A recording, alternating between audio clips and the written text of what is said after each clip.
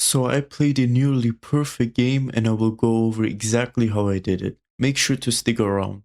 So as for opening, we have a Scotch Gambit, which is my usual opening with white, and we have Bishop c4. So a small note about this opening: if you play against opponents that know what they're doing, it can get a little bit difficult to gain an advantage out of the opening, simply because of a knight to f6, which is the best move. And then if you castle, thinking that you're going to go for rook e1 and pin the knight, they actually have d5. So rook e1, they actually have d5 defending their knight and attacking your bishop. And then you have to move your bishop, for example, here, and then you get one of your pawns back, but their position is actually very solid.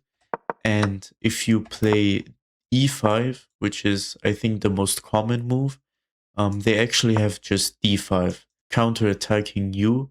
So you take their knight, they're going to take your bishop. And if you take here, they will just take with the bishop. And these two pawns are actually really solid. And that's just not very nice to play with white. So that's just a small note. But in general, you will be fine if you play this opening. So we didn't have knight to f6. Instead, we have bishop e7, which is not exactly the best move. It does block in their pieces, and now it's very difficult to defend f7. So what I did, right away c3, if they take this pawn, queen d5 is already game over. They have no way to defend f7. If they try knight h6, I can just take it with my bishop.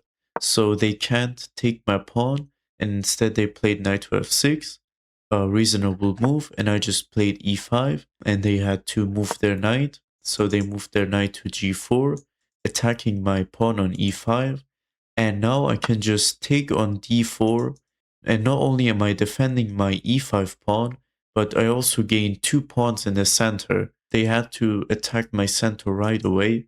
With d6, they had no other option, otherwise they're just going to get steamrolled basically. And here I played h3, so hitting the knight. If they decide to take my pawn and then go for this, I was okay with this because I gained a piece and they only got two pawns, and I'm okay with that. So now they kind of have to do something about their knight, and it's probably not the best thing to take my two central pawns and give up your piece in the process, but they still actually went for that. They didn't move their knight, and so I just happily grabbed my piece, and they surprisingly didn't even take my d4 pawn.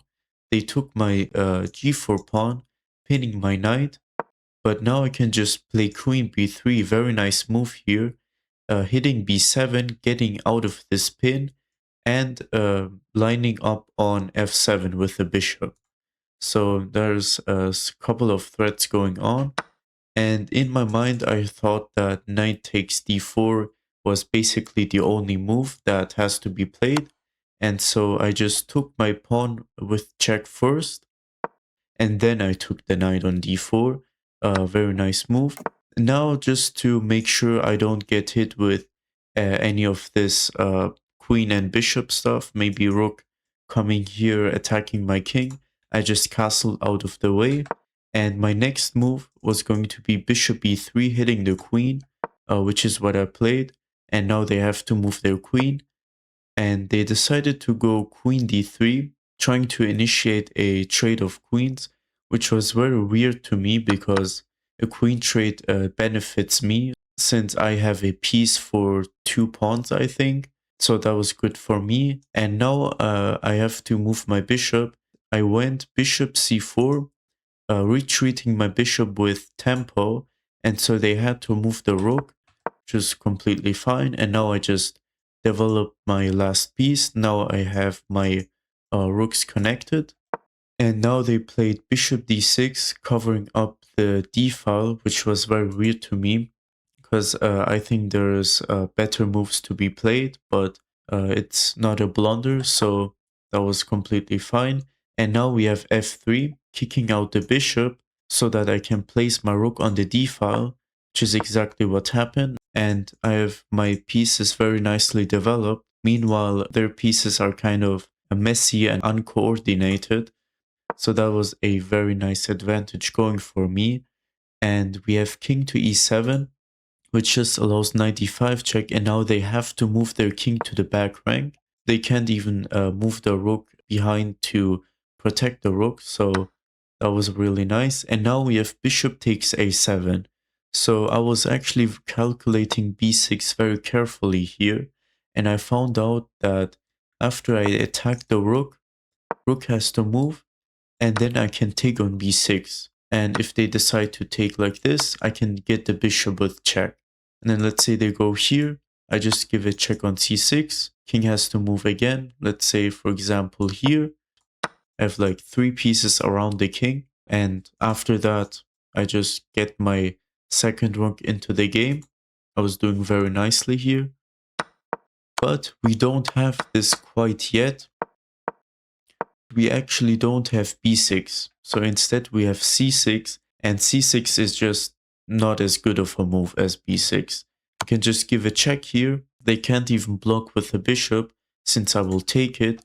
King has to move, and now I retreat my knight with tempo. Now the bishop has to move. I can attack the rook with my bishop, and this bishop will be hanging on d6. And after I take, my bishop is going to be defended too. At that point, I'm just going to be up a bunch of material, which is exactly what happened. Bishop e6, very nice tactic, and now rook takes d6. And you know what's interesting? The attack is still not over.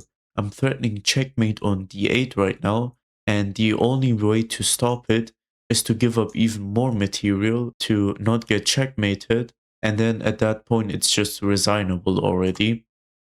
So they played h5, and now just a clean checkmate on d8. And my bishop pair is just doing fantastic work here.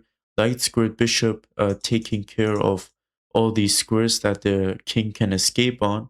Bishop on b6 defending my rook. And this was just a perfect game, basically. Now, what can you take away from this game? First of all, try to get as many moves in with tempo as possible. Playing a opening like the Scotch Gambit, where you take the initiative and try to attack, you can't waste any time and you have to get as much time in as possible. Try to thoroughly calculate your moves and see whether something works or not. So for example, let me just go back a little bit. Here, bishop takes a7. So this was a critical move because b6 kind of traps the bishop, and so you have to calculate that kind of stuff. So let's say b6, and then you have something like bishop b5, seeing that the rook is attacked, and after the rook moves, the d file is going to be a lot more open, and then you have knight takes b6, taking advantage of this pin. That does mean you have to take a little bit of time to calculate it, but in the end it will be worth it, since your advantage compounds over the game. The better your position is, the more likely it is for your opponent to just make a mistake and completely lose the game on the spot. If you manage to learn something from the game, consider subscribing. Otherwise, that's it for the video. Thanks for watching.